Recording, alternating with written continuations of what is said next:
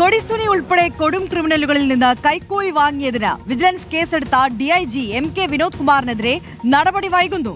Vigilance മേധാവി മനോജ് എബ്രഹാമിന്റെ റിപ്പോർട്ടിന്റെ അടിസ്ഥാനത്തിൽ ഉടൻ സസ്പെൻഡ് ചെയ്തേക്കും. ഡിഐജിയുടെ ഭാര്യയുടെയും ബന്ധുക്കളുടെയും അക്കൌണ്ടുകളും വിശദമായി പരിശോധിക്കും. നടപടി വൈകുന്നതിൽ വിമർശനം ശക്തമാണ്. ഡിഐജിയുടെ ഇടപാടുകളെല്ലാം പരിശോധിക്കുകയാണ് അന്വേഷണ സംഘം. TV പ്രസാദ് ഉണ്ട് ഈ വാർത്തയുടെ വിശദാംശങ്ങൾ നൽകാൻ. പ്രസാദ്, കൈക്കൂലി കേസിൽ ഗുരുതരമായിട്ടുള്ള ആരോപണമുണ്ട്. മാത്രമല്ല ഡിഐജിയുടെ ഇടപാടുകളിലൊക്കെ ഒരു ദുരൂഹതയുമുണ്ട്. എന്നിട്ടും എന്തുകൊണ്ടാണ് നടപടിയെടുക്കുന്നതിൽ ഈ വിഷയത്തിൽ നടപടിയെടുക്കുന്നത് വൈകുന്നത്?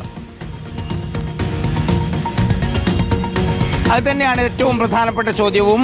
കാരണം കഴിഞ്ഞ കുറെ നാളുകളായി ഈ വിഷയം എയറിലുള്ളതുമാണ്. 15-ലധികം തടവുകാരുടെ ബന്ധുക്കളിൽ നിന്നും സുഹൃത്തുക്കളിൽ നിന്നുമാണ് വിനോദ് പണം വാങ്ങിയിട്ടുള്ളത്. ആ പണം വാങ്ങിയതെല്ലാം തടവുകാർക്കുള്ള അനധികൃതമായ സൗകര്യങ്ങൾക്ക് വേണ്ടിയും പരോൾ ഉൾപ്പെടെയുള്ള കാര്യങ്ങൾക്ക് വേണ്ടിയുമാണ് എന്ന വിവരം ഇതിനകം തന്നെ വിജിലൻസും മറ്റ് സംവിധാനങ്ങളും സ്ഥിരീകരിച്ചിട്ടുമുണ്ട്. പക്ഷേ എന്നിട്ടും നടപടി വൈകുന്നു എന്നുള്ളതാണ് ഏറ്റവും പ്രധാനപ്പെട്ട കാര്യം. TP വധക്കേസിലെ പ്രതി കൊടിസുനിയുടെ ബന്ധുക്കൾ അടക്കമുള്ളവരിൽ നിന്ന് പണം വാങ്ങിക്കണമെങ്കിൽ സ്വാഭാവികമായും മിക്കവാറും എല്ലാ ആളുകളിൽ നിന്നും പണം വാങ്ങിക്കാനുള്ള ഒരു സാധ്യതയുമുണ്ട്.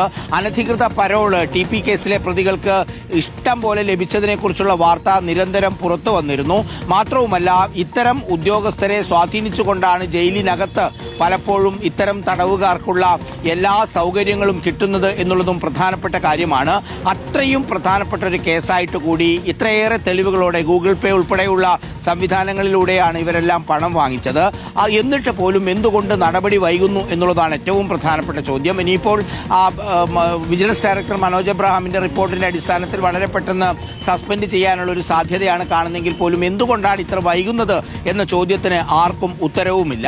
മാത്രവുമല്ല, വിനോദ് കുമാറിന്റെ ഭാര്യയും അതുപോലെ തന്നെ മറ്റ് ബന്ധുക്കളും ആയി ബന്ധപ്പെട്ട അക്കൗണ്ടുകൾ പരിശോധിക്കാനുള്ള തീരുമാനവും ഉണ്ടായിട്ടുണ്ട്. അതുകൂടി പരിശോധിക്കുന്നതോടുകൂടി മാത്രമേ എത്രത്തോളം ഇതിൽ കൈക്കൂലി നടന്നിട്ടുണ്ട് എന്ന കാര്യം വ്യക്തമാവുകയുള്ളൂ. ഒരു കാര്യം ഉറപ്പാണ്, കൊടിസുനി അടക്കമുള്ള പ്രതികളിൽ നിന്ന് വാങ്ങിച്ച കൈക്കൂലി പണം ഉപയോഗിച്ചുകൊണ്ട് ജയിലിൽ അനധികൃതമായ സൗകര്യവും ഒപ്പം അതിലേറെ പരോളിന് വേണ്ടിയുള്ള നീക്കങ്ങളും വിനോദ് കുമാർ നടത്തി എന്നതിന്റെ തെളിവിലേക്കാണ് ഈ അന്വേഷണം മുന്നോട്ട് പോവുകയും ചെയ്യുന്നത്.